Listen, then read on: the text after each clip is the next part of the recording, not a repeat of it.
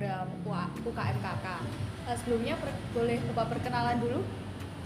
Nama saya Suharsono, alamat Desa Jenggawah, Kabupaten Jember. Saat ini di pengurus Permata sebagai Sekretaris Nasional. Boleh dijelaskan nggak Pak, Permata itu seperti apa? Permata itu singkatan dari Perhimpunan Mandiri Kusta. Tahun berdirinya tanggal 15 Februari tahun 2017. Permata itu kumpulan dari teman-teman orang yang pernah mengalami kusta untuk menyuarakan aspirasinya ke masyarakat dan pemerintah. Latar belakang terbentuknya Permata itu seperti apa Pak? Latar belakang terbentuknya Permata itu karena tingginya tingkat diskriminasi di masyarakat. Yang kedua itu karena banyak ketimpangan sosial yang ada di masyarakat. Tiga, memberikan motivasi kepada masyarakat umum untuk biar tahu tentang penyakit kusta. Kalau boleh tahu seluruh jumlah anggota Permata Itu yang ada di mana? yang ada di Jember? Yang ada di Jember ini ada sekitar 390-an. Cukup banyak ya Bapak. Ya. Berarti Permata sendiri itu tidak berdiri di Jember saja ya Bapak? Tidak. Di Jawa Timur ini ada 10 kabupaten, ada di Jember, Surabaya, ada Pasuruan, ada Blitar, ada Lamongan, ada Ngawi, Kediri, dan semua itu tidak hanya di Jawa Timur. Kita berdiri itu ada di 3 provinsi. Sekarang ini bertambah jadi 5 provinsi. Provinsi di NTT, di Kupang juga ada Permata, di Makassar juga ada. Makassar itu ada 12 kabupaten, di Kupang itu 5, di Maluku itu ada 2 kabupaten, di Medan itu ada 1. Kalau kesulitan pertama kali dibentuknya Permata itu apa Pak? Satu, kesulitannya itu sumber daya masyarakatnya yang rendah, tingginya tingkat diskriminasi, takut kalau orang tahu tentang dirinya pernah mengalami kusta, takut dijauhi. Kalau aktivitasnya Permata sendiri itu programnya Permata? Program kerja Permata sendiri itu capacity building ya, pemberdayaan, terus advokasi, terus di situ ada program beasiswa bagi teman-teman yang masih dalam masa sekolah, advokasi ke pemerintah dan masyarakat. Sebetulnya masih banyak lagi program-program dari Permata itu sendiri. Kalau ini, maaf ya Bapak, kalau pandangan orang awam itu tentang kusta itu menurut Bapak gimana? Nah, mengapa diskriminasi itu tinggi? Karena pandangan orang-orang itu penyakit kusta itu bermacam-macam alasan mereka, seperti penyakit keturunan, penyakit kutukan, segala macam. Padahal tidak, itu semua hanya kuman kusta yang bisa disembuhkan dan ada obatnya. Dan obatnya itu gratis, tidak usah beli. Oh, itu pengobatannya kalau di Jember di sini di mana Pak? Itu di setiap puskesmas itu semua melayani pengobatan kusta. Di setiap puskesmas di seluruh Indonesia itu ada pengobatan kusta dan semua itu gratis. Mengapa mereka itu sampai terjadi kecacatan? Karena satu, mereka itu takut diskriminasi. Dua, dia tidak tahu tentang tanda-tanda awal tentang penyakit kusta. Karena kurangnya sosialisasi dari dinas terkait untuk mensosialisasikan tentang penyakit kusta. Kalau untuk Permata sendiri kan, kalau orang yang sedang mengalami kusta ini kayak minder gitu kan Pak, buat kayak ketemu orang lain atau takut dijauhi. Kalau untuk Permata sendiri mengajak orang itu gimana Pak? Kita kita melakukan pendekatan dari, kita melihat dari satu titik di puskesmas itu ada pasien baru tidak. Kalau ada, kita kunjungi ke rumah, kita berikan motivasi, kita berikan contoh bahwasanya kusta itu bisa sembuh. Contohnya seperti saya pernah mengalami kusta. Dengan demikian orang tersebut akan tergerak hatinya untuk teratur minum obat. Dan juga keluarganya nomor satu dengan pengawasan minum obat itu. Terus kalau misalnya ini Bapak, maaf, kalau penyakit kusta itu kira-kira sembuhnya berapa lama Pak? Itu penyakit kusta ada dua ya, ada MB dan PB. Kalau PB itu Bacillus itu kusta kering. Kusta kering. Itu pengobatannya 6 bulan. Kalau MB itu Bacillus itu 1 tahun 12 atau 12 bulan pengobatan tanpa berhenti. Kalau tanda-tanda kusta itu seperti apa Pak?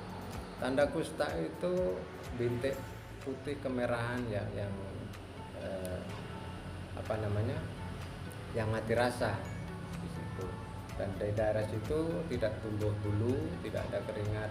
Dan inkubasi kusta itu ingat, tidak semua orang itu bisa terkena kusta. Ada orang yang terkena kuman kusta sembuh dengan sendirinya ada, karena kondisi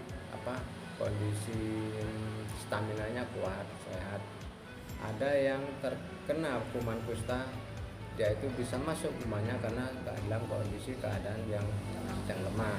Dan itu pun ada masa inkubasi selama 5 tahun baru dia akan kelihatan. Tidak sekarang itu ada kuman kusta langsung besoknya batuk atau segala macam, tidak seperti itu. Ada masa-masanya tersendiri.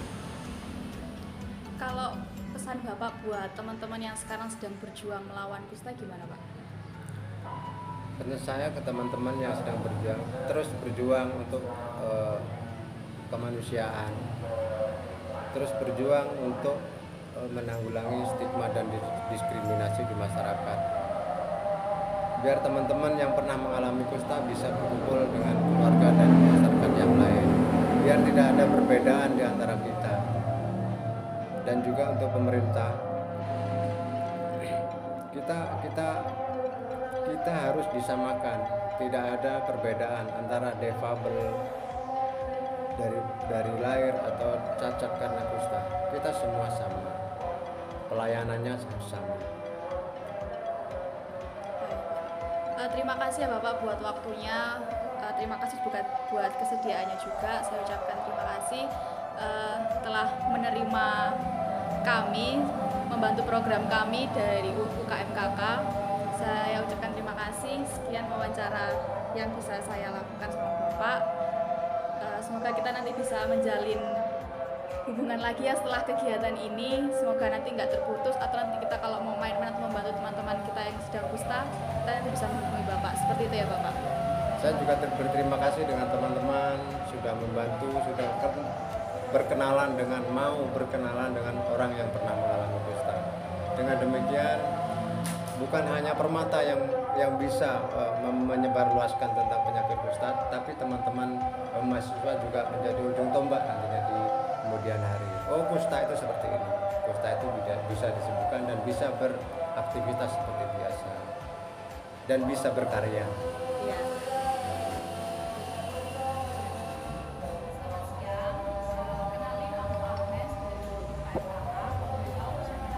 Nama saya Gigi Bensa dari Fakultas Ekonomi Bisnis.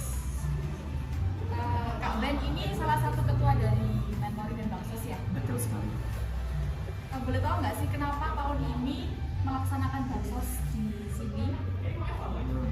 Jadi gini, rancangan awalnya itu kita memilih Baksos di panti asuhan, panti jompo. Cuman kita tuh mikir kita tuh nggak boleh acuannya di situ-situ aja, karena kita juga sudah sering melakukan di panti asuhan dan panti jompo dan sebagainya. Terus dari panitia dan yang lainnya berpikir bagaimana kalau misalnya kita ke panti kusta, karena kebetulan panti kusta ini juga ada di Jember, ada organisasi tersendiri. Terus bagaimana baksosnya ini dirancangkan ke Panti Pusta ini? Kalau tujuannya kenapa milih Panti Pusta? Karena tujuannya ya seperti tadi yang saya bilang, ya kita tidak terpacu kepada panti asuhan dan panti jompo, dan juga Kalau untuk pesertanya partisipasi dari mana aja nih Kak? berbagai macam ya. Dari pertama itu audiens ya, dari peserta mahasiswa baru Saintek 2002 yang sedang menempuh agama pada semester ini, dan juga ada tambahan dari Mandala juga. Dan kalau panitianya tuh dari berbagai macam, dari luar UKMKK dan dalam UKMKK, dari angkatan 19 sampai 21 tadi. Kalau menurut Kak Beni, gimana peminat para peserta pada baksos kali ini? Menurut saya minat dari peserta-pesertanya ini sangat semangat ya, karena dilihat dari cerita-cerita mereka, sharing-sharing mereka setelah mereka pulang dari rumah ini terlihat seru gitu ya, seperti tadi yang dilihat juga sama Mbak Luciana. Ini kayak ada pengalaman baru gitu ya Kak? Jadi ada pengalaman sendiri, karena kayak dari cerita-cerita mereka juga kayak mereka tuh belum pernah nih buat ke Panti Pusta ini. Ada pengalaman baru Panti Pusta, apalagi Nah. Pusta itu kan bagi kaum awam kan menjijikan gitu kan ya Kak, kayak harus bersih Pusta itu bisa Jadi salah satu tujuan kita ke Panti Pusta ini juga, kita tuh ingin mengubah stigma masyarakat, biar kalau kusta ini nggak seburuk itu. Kalau kusta ini juga manusia, jadi kita tuh memanusiakan manusia juga. Seperti itu. Terima kasih Kak Ben buat waktunya, buat kesempatan kali ini. Mohon maaf kalau ada salah kata. Terima kasih. Sama-sama. Selamat siang, kenalin aku Agnes dari UKMKK Katolik. Boleh kenalan dulu? Oke, namaku Lorencia Aurel, biasa dipanggil Aurel, dari FKG Angkatan 21. Tadi kan panggilannya Aurel. Iya, Aurel udah ngelaksanain baksos ke salah satu yang pernah menderita kusta. Boleh sharing-sharing nggak? kalau dari aku pribadi sendiri, jadi lebih tahu tentang kustanya itu sendiri, terus jadi tahu gimana persepsi orang terhadap orang-orang yang terkena penyakit kusta di sana. Ya, walaupun awalnya mungkin orang-orang kayak mikir oh dijauhi, oh ini kutukan gitu. Cuman kalau katanya bapaknya yang aku kunjungi itu, beliau bilang kalau lama-lama kalau dikasih penyuluhan juga masyarakat juga tahu. Terus setelah tahu nih penyakit kusta itu kayak apa, kan banyak dijauhi ya sama masyarakat. Terus kamu kedepannya kayak gimana? Kalau dari aku sendiri, mungkin pertama kan persepsi orang masih banyak ya yang tentang kutukan gitu. Mungkin bisa mulai dari kita sendiri dulu, jangan takut terhadap orang yang terkena penyakit kusta. Penyakit kusta itu juga bisa disembuhin gitu. Terus yang kedua, jangan dijauhi lah kita, terus karena mereka kan juga manusia, mereka juga makhluk ciptaan Tuhan, jadi jangan dijauhi. Terus mungkin juga bisa kita bilang ke orang-orang sekitar kita, mungkin bilang kalau oh ini penyakit kusta tuh ternyata begini, nggak seburuk yang kalian pikirkan gitu. Jadi sebenarnya penyakit kusta itu kan bisa sembuh ya kalau memang belum terlambat mengobati. Iya. Dan sekarang tergantung sama orangnya aja kan ya mau berobat apa. Terus kalau kesannya setelah mengikuti kegiatan baksos hari ini? Kesan-pesannya lebih bersyukur aja. Terus gimana ya, kayak lebih semangat lagi karena orang yang terkena penyakit kusta aja kayak masih punya semangat untuk hidup, masih punya gimana ya, mereka walaupun sakit mereka masih tetap mau kerja, mau cari banting tulang lah kesannya gitu. Masa kita yang sehat-sehat begini kayak dikit-dikit ngeluh sih gitu. Makasih ya buat Aurel, buat waktunya. Maaf kalau ada salah-salah kata. Makasih Kak.